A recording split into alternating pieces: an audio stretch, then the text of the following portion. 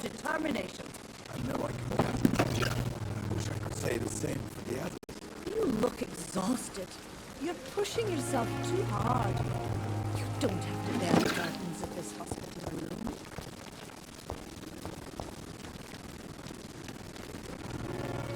Good evening, Nurse Branagan. Good evening, Doctor.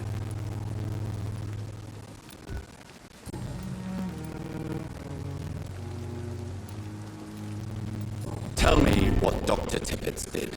I know his mistake caused a patient's death. If I had not covered up his error, Dr. Tippett would have been fired from this hospital. I could not let that happen. You can't allow your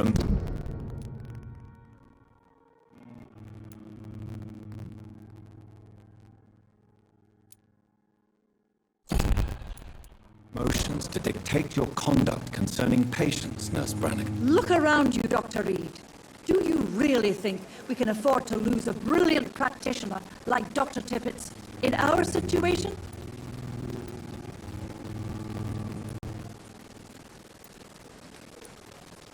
Perhaps you did it with the best intentions, Nurse Branagan, but you took a great risk. Must I remind you that a man died? You mean you've never made a mistake? Never covered your tracks? Come on, Doctor. I wasn't born yesterday. Why does Dr. Tippett claim you're the main reason he keeps working, despite his fatigue? If it wasn't for him, I probably would have left the Pembroke years ago.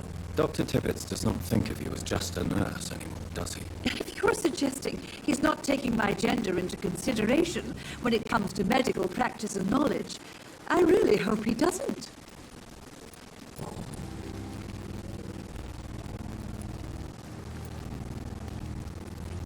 I've decided that I won't reveal Dr. Tippett's, shall we say, misdemeanor. I'm so glad you share my point of view. Dr. Tippett is a brilliant practitioner. We most definitely need his know-how. I hope you're right. This is a huge risk we're taking. Dr. Tippett must regain his confidence. Please, keep this decision between you and me. He doesn't need to know you found out.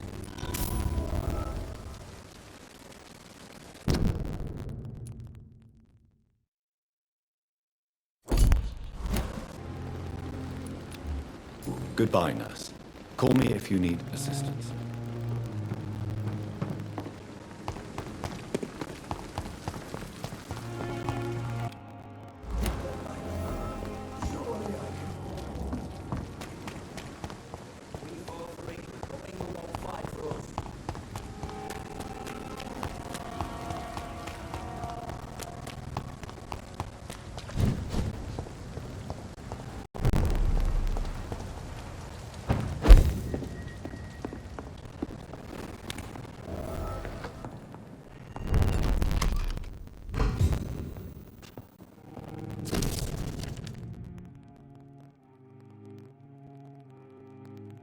In this letter, Mortimer Goswick does nothing to hide his desire to die.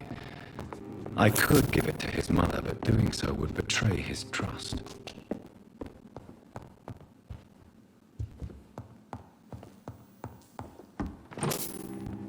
It's locked, all right.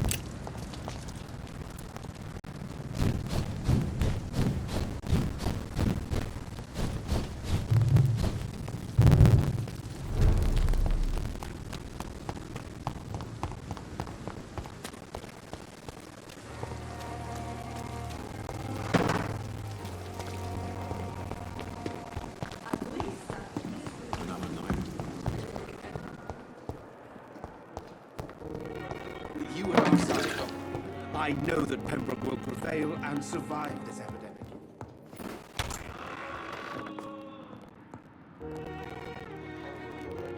Good evening, Doctor. How is my son doing? Good evening, sir.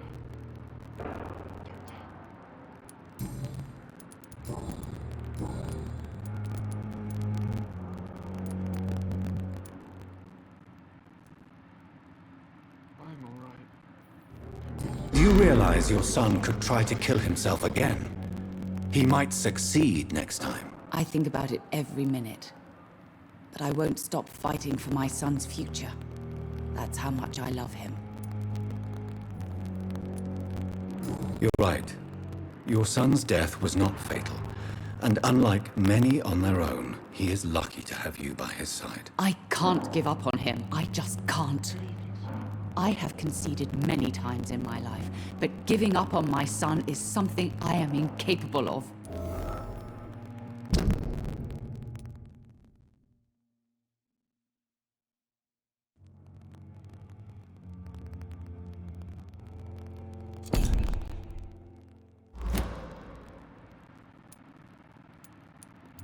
Mortimer is extremely vague as to his motivations for committing suicide.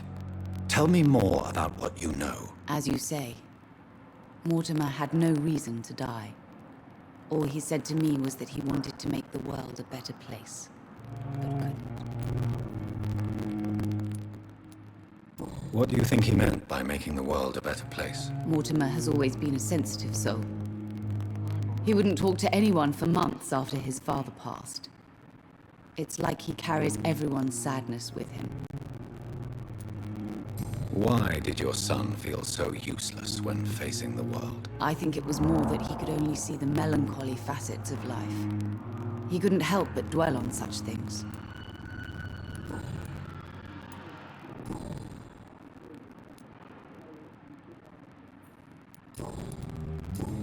Goodbye, Mrs. Goswick. Good evening, Mr. Goswick. How are you? I'm okay.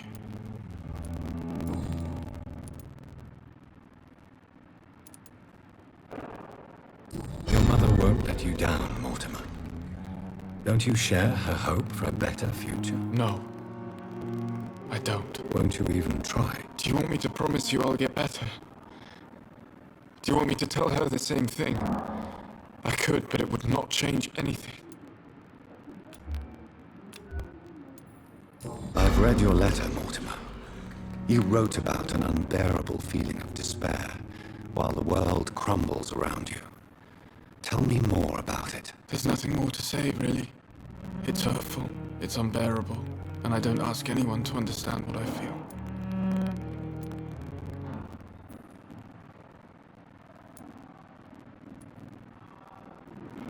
Despair is a deadly poison I've tasted myself, sir. We're only tempted to drink it because we're terrified by the uncertainty of the next minute. I know that perfectly, Doctor. For I waited for so long, hoping that the next minute would be less unbearable.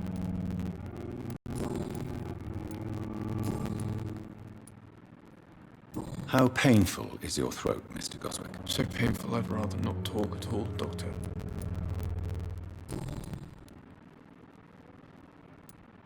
Why did your mother have you hospitalized here?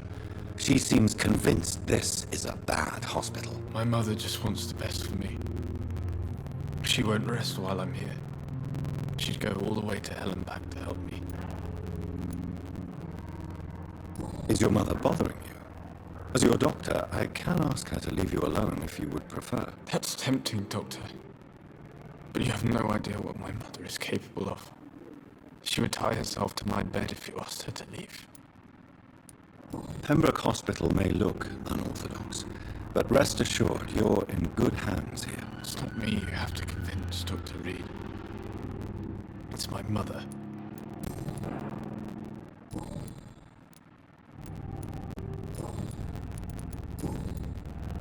I have retrieved your letter, Mr. Goswick. I can assure you that nobody read it but me. Thank you. This is for you, then. For your help. And for your silence. I think you should talk to your mother. It would be good for both of you. Thank you, Dr. Reid. think about it. Now please, let me be.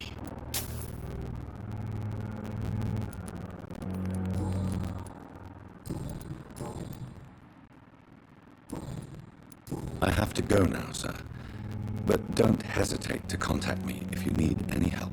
Good evening, sir. Doctor. Good evening, Doctor.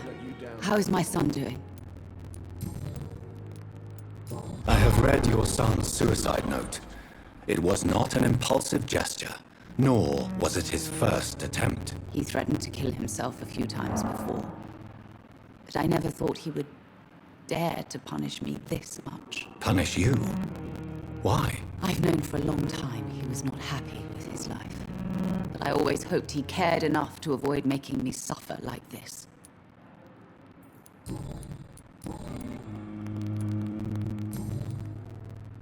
Goodbye, Mrs. Goswick.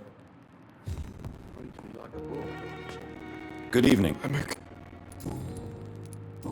I have to go now, sir. But don't hesitate to contact me if you need any help. Good evening, sir.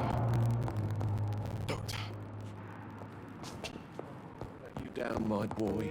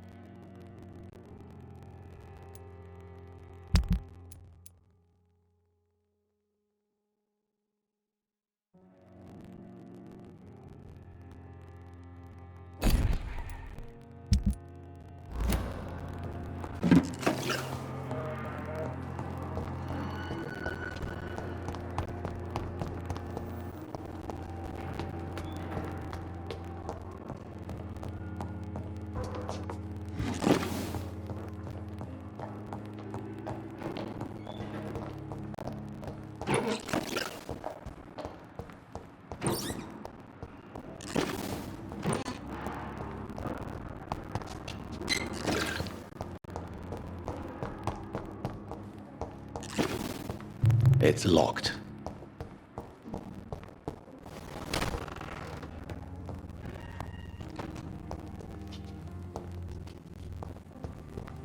The flower's dying. It needs water.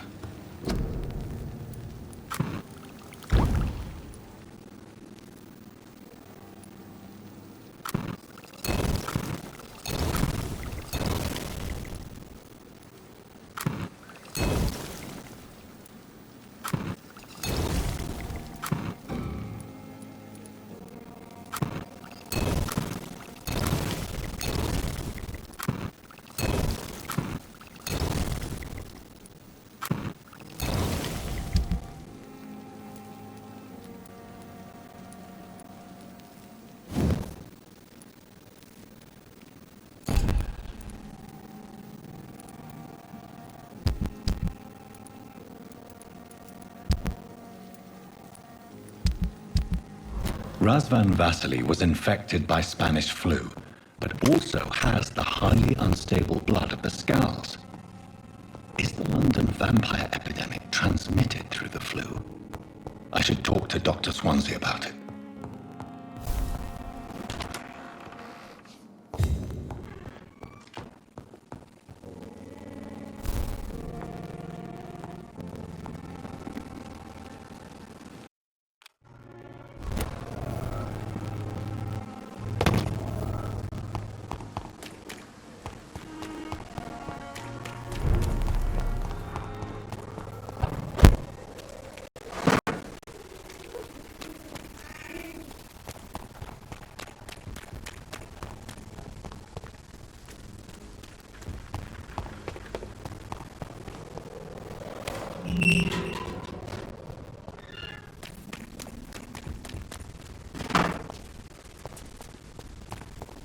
It's locked, all right.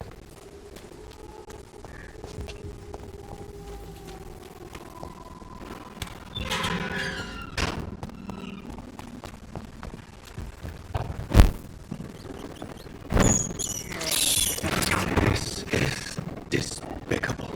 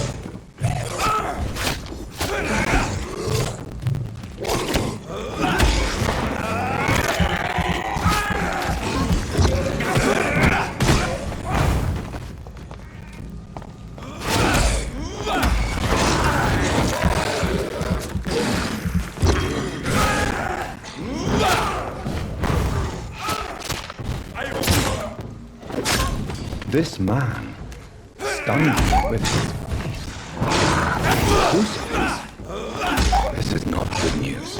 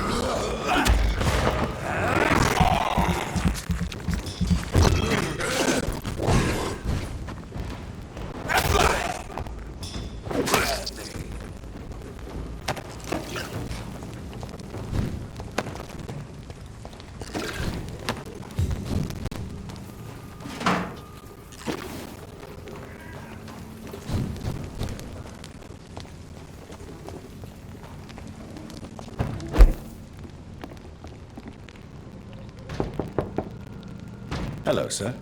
Sorry to disturb you at this hour. I'm a doctor inquiring about the epidemic. May I come in? A doctor, you say? No, thank you. All right.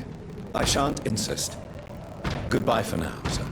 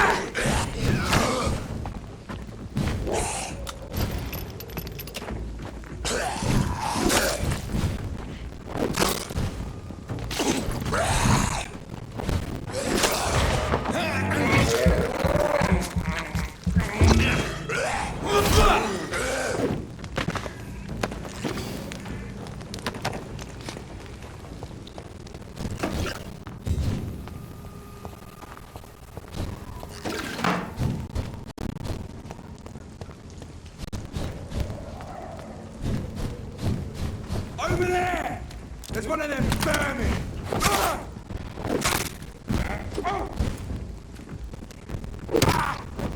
Die!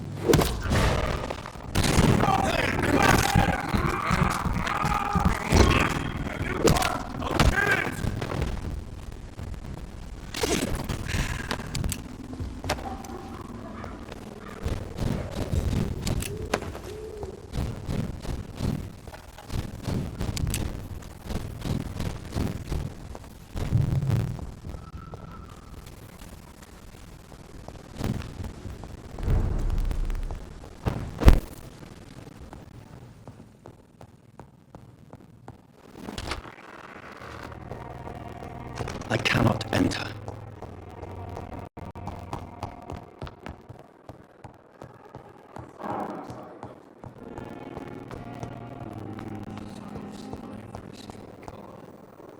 Good evening, miss. I'm Dr. Reid, the new surgeon at the Pembroke Hospital. And who are you? Your name has no meaning to me, mortal.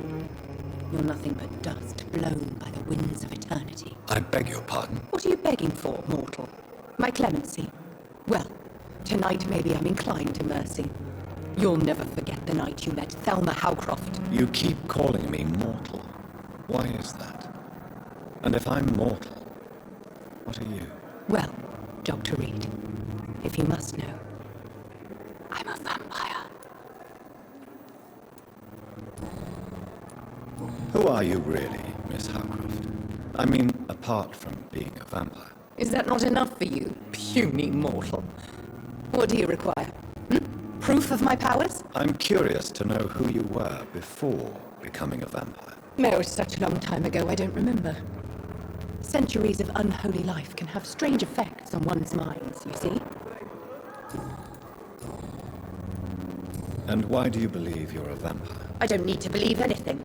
It is what I am. It is what I feel within this hollow shell of flesh. Please, describe to me how you feel. What is it like to be a vampire? I can hear my body crumble from the inside as my flesh cracks and fades. I sense the last pulse of postulant blood within my drying veins. I need new blood. I see. Have you ever heard of Cotard's syndrome, Miss Howcroft? Never. It's a mental illness discovered by a French neurologist named Jules Cotard.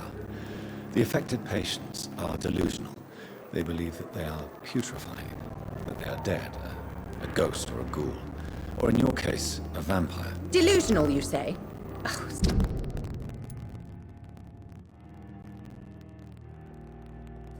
sad and petty. immortality, mortal. You can't even begin to understand the concept of immortality. And you think it is I who am delusional. I'm assuming you must be a patient here. Am I right, Miss Howcroft? It's only a cover.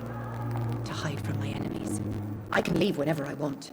As a woman, a spirit, fog, or bat. Who are these enemies you mentioned? Can you describe them? I cannot say for sure. But I sense their eyes on me from nearby. I feel them watching me every time I visit the garden near the morgue.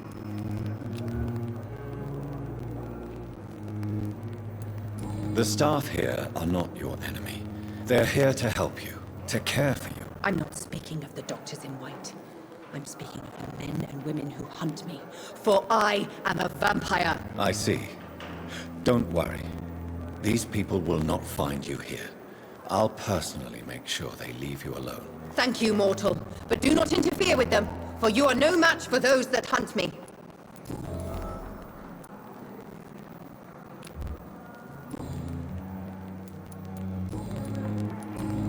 I'll leave you, Mistress of the Dark, to your nocturnal activities. A giant.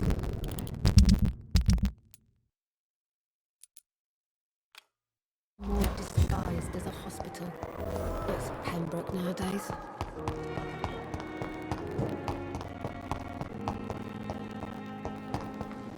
Thelma Howcroft said she was being watched by vampire hunters. Where are they hiding? I should investigate.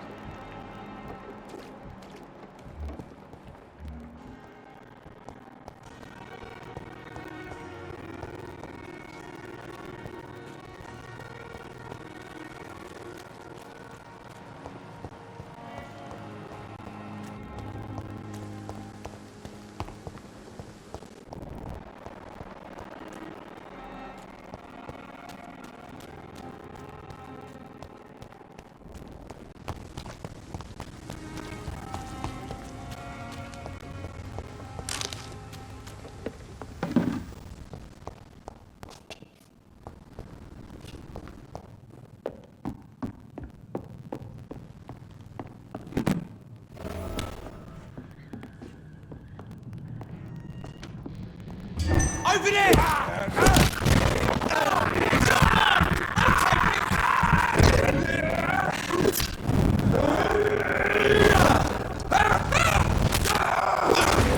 Down!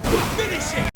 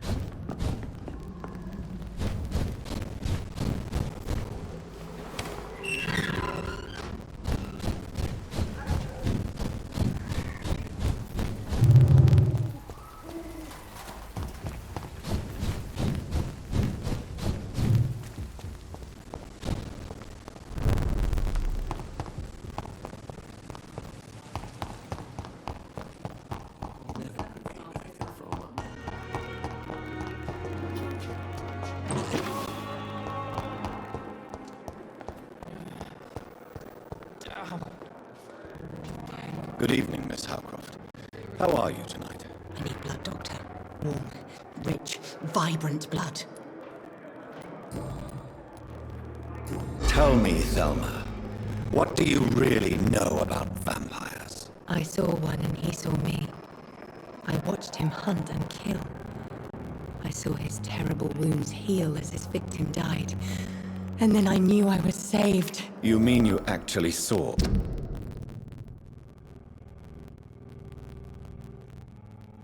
A vampire? Here in London? Yes, and it has been the answer to my pain. I must drink and kill to regenerate my decaying body. I am a vampire too.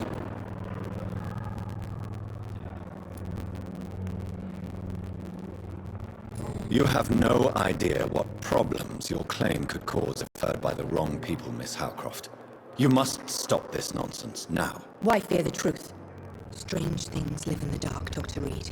Strange and ancient beings that were here before this island even had a name.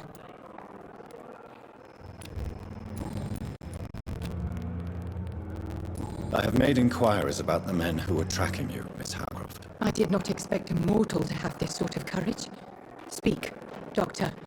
Why are they hunting me down? It was a misunderstanding. These hunters were in fact looking for a very different creature, but they mistakenly put their sights on you. I knew it. I have become undone. Those hunters have discovered me, but they don't know what I'm capable of. If you'll accept some advice from a petty mortal, I think you should assume a low profile and just quietly disappear into the shadows. You are right. And you have served me well, mortal. Take this as a reward for your time. Perhaps I will allow you to drink deep of my blood. One day. Thank you. I'll keep that proposition in mind.